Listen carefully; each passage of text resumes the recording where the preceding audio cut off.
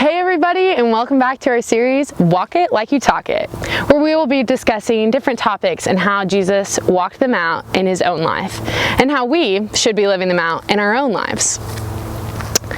So let's dive right into our topic for tonight, which is thankfulness. In my own life, thankfulness was always something that my parents constantly reminded me about. Anywhere I went, they would ask me if I said thank you, or wouldn't let me leave a place if I didn't express those two little words. It's simple, but over time I've realized that it is so important to state these things to other people, and especially to God. I also realized that when I expressed my gratitude for others, it truly filled me up. It built a connection with others, telling them, hey, I see what you did for me, and I promise you, it did not go unnoticed. Sometimes I wonder why we don't express it fully with God. I struggle with this all the time. I can thank other people easily, but with God, it's sometimes hard to do. Now, why is that? I think it's because we sometimes don't recognize the things God does. For example, waking up. God is choosing to send you out into the world that day, every time you wake up. It reminds me of the verse, "The steadfast love of the Lord never ceases. His mercies never come to an end. They are new every morning. Great is your faithfulness." And that's Lamentations 3:22 through 23. What if we woke up knowing God was the one to choose to wake us up? I think we would be so thankful for that day, and to start to see God in little things. It also could be that a friend reached out to you when you needed it. You had a really good breakfast, you saw a beautiful sunrise, or for those that don't wake up early, you saw a killer sunset. I think that's one of the coolest things God does. He displays his love for us through creation. This includes people, scenery, and it really includes all things. How incredible is that? Honestly, I can go on and on about the little things that God just overflows our cup with every day. But let's get into the Word of God for just a moment to show you what thankfulness looks like there.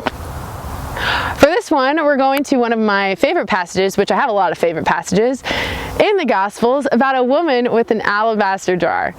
Now here's some background knowledge. Women only had these jars made of marble to give to their husbands. Or if you were rich, you would use them on special occasions. But typically you just had one of these, because these jars were very expensive. But in these jars there was ointment and perfume, and it would give off this sweet aroma and usually cost about a year's wages. This woman, Mary, broke it so that she could never use it again, just to express her thankfulness to prepare Jesus.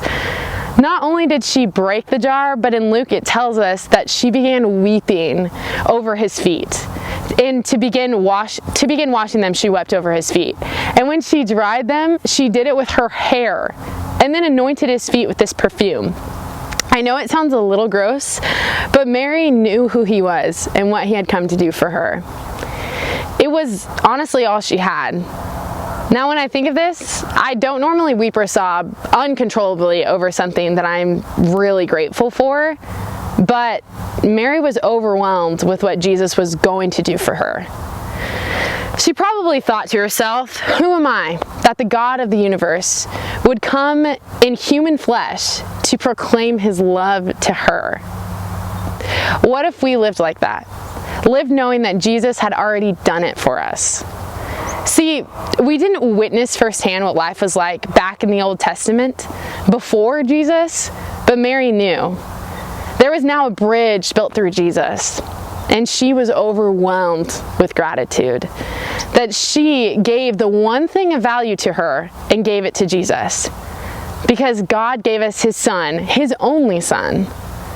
Now, would you give up the one thing of value to you, to someone else, because of the gratitude you felt?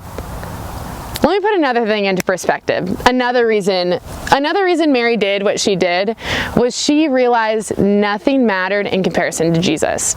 So why not give everything to him? Thankfulness is super important to express, especially to the God of the universe, because He has given you life. But anywho, enough of me talking. Let's get into our small groups and discuss a little bit more about tonight's topic, thankfulness, and how we can walk it like you talk it.